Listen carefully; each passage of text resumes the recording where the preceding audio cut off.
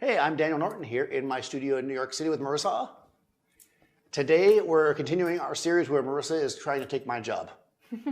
She's doing a good job so far. So the last time we were here, we talked about exposure, right? The meter in the camera, the different modes. Today we're going to be a little more precise. And we're going to talk about histograms. This is probably the only time that I'm going to talk about histograms because I'm not a big histogram person, I'm going to be honest with you. They're useful and we'll talk about it a little bit. And they can be confusing, as you'll see. This is the top secret tool here that you want to have when you're learning. Ooh. This is a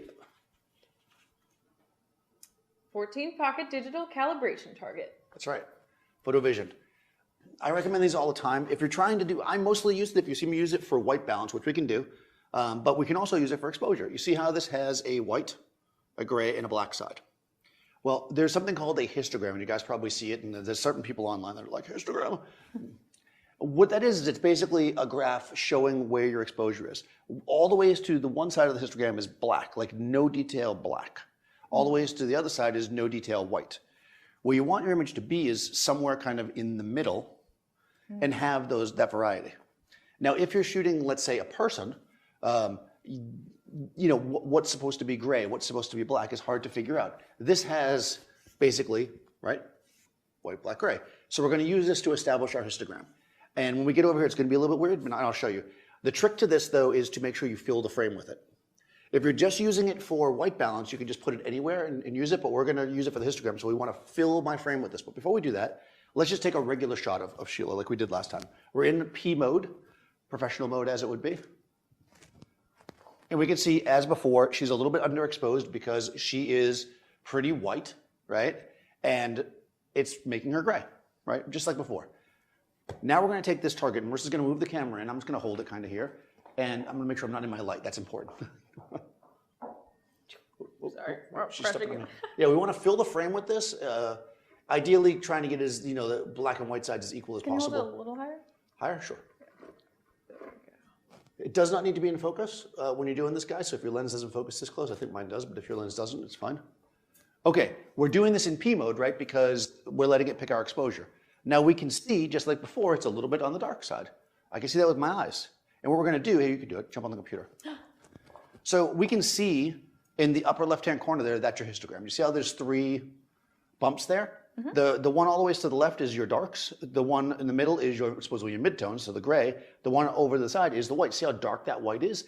If the white side was all the way to the right-hand side, it would be blown out. We don't want that. I mean, when we look at with Sheila, she's white, right? But she's not like, I mean, you guys can't see it watching us, but like the windows. See how the windows have no detail because they're blown out? We don't want that. We just want it to be white.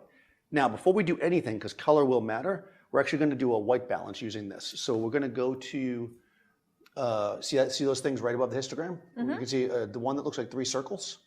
Click on that. That's your color. Go down to where that little pen is. You see it's orange. Click on that. Then go to the gray part of the image and just click there. Okay. That's correcting our color. Now we're color correct, right? We want to do that because the histogram is showing red, green, and blue, right? So we want them to be close. See how especially see how they're closer together now than we're. Okay, now let's go back to where we were. So that one next to it. I always think it looks like a folder, but it actually is a histogram. Nope, that guy. Oh. Yeah, click back to where we were. Now we're going to adjust the exposure to get it right. Again, we want to try to make these 3 humps more or less equidistant from the sides. So we're going to grab the exposure slider. See where it says exposure? There's a slider. So we're going to bring it to the right, which will give us more exposure. And when our lights and our darks, that flat part there, is equal from the sides, we have what should be a decent exposure. We can see that the white here is very white, right? But it's not completely blown out. Like there's detail there. And the reason I know this detail is because if you hover over it, you see how there's numbers up there, 3 red numbers and stuff. 255 is no detail. So if all of the numbers up there say 255, that's blown out, which they don't, right? My vision getting better, but you know, we're not blown out. We just have a good white. So in theory, this is a good exposure. The only problem is, or there's no problem really, if we're using Capture One like we are, it can lock in these adjustments and it'll just keep doing it to each frame. But we don't want to do that. We want to get the best exposure in camera, right? So the way we're going to do that is look at that number next to the exposure. What does that say? 0.68. 0.68. So that's like 2/3 really of a stop. So bring the exposure back to 0 again. You can just double click on it. It'll bring it back to 0. Well, you can do it like that. Like Or you can do the There you go. Okay, now we're going to go to our camera. Okay, so we're in P mode, right? We can see what our exposure is, right? 200th of a second. It was, actually, no, you moved it back. So we're going to look over here at our image, and we see that the image was shot at ISO 200, a 50th of a second at f4. We need to give it a little bit more light to get the proper exposure. So let's go to manual so we can put those settings in.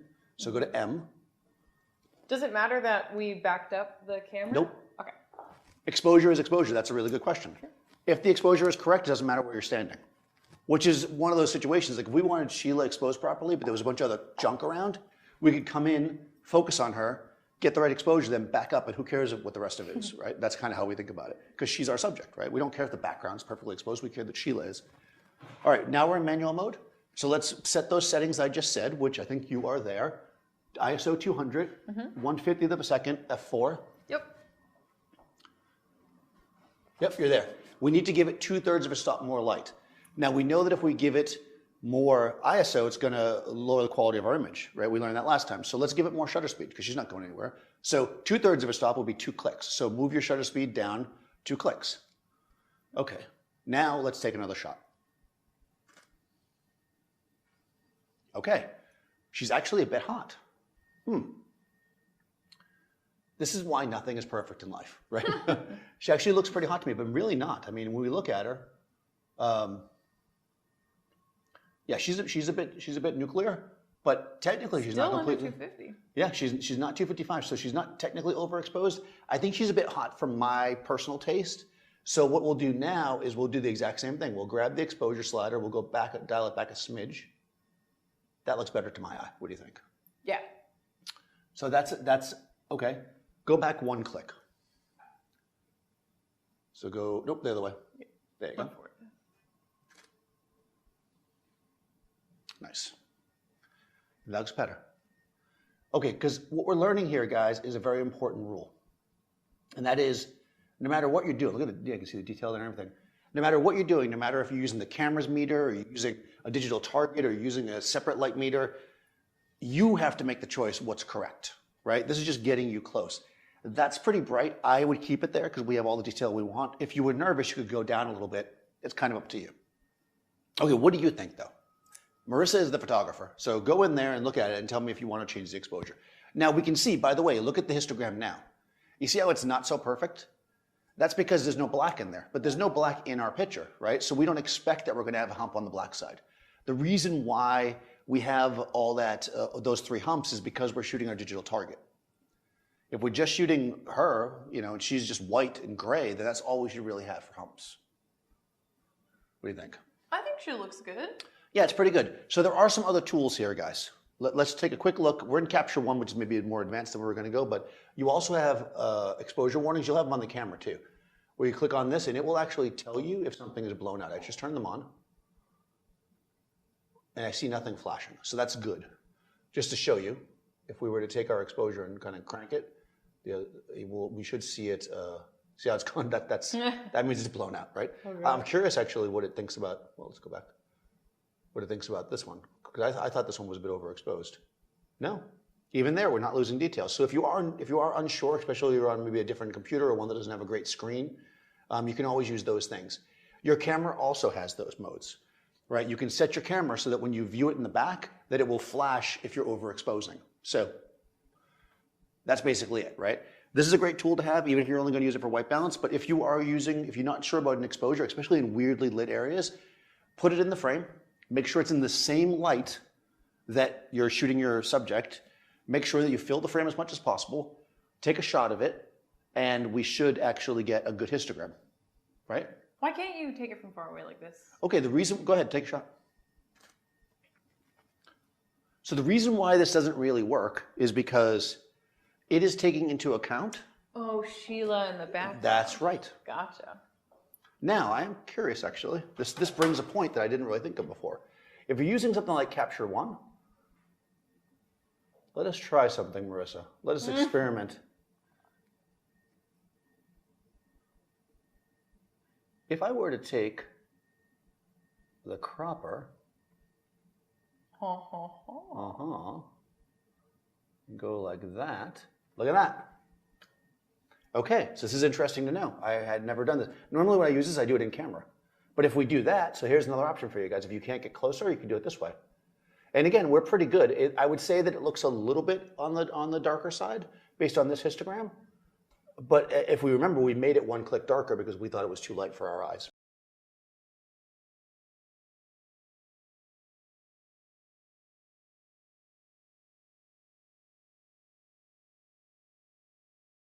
So that's good. You can do it. So I guess my question is, does this have any relationship to where these are positioned in the frame? Like, is it because the black is on this end, the gray in the middle, or is it just all the blacks in the photo are? That is a good here? question, and actually can be somewhat confusing. Black is always on that side. White is always on the other side. Oh, so okay, so if we It's flip like it around, it was imagine it like a graph. Like you can't see the numbers, but it's basically a graph. So it's always going, it's kind of like how many burritos did you eat versus, how much will you be able to sleep? Like that's the graph that we're on, right? So the more burritos is on one side, the less burritos is always on the other. However, the height of it does actually tell you kind of how much is in there. So like there's a lot of black, there's a lot of white, there's a lot of gray, so that's why they go tall. But, and also the width too. The width tells you how much range you have, but the actual position of them, like whether one's on the right or one's on the left, the darks are always on the one side.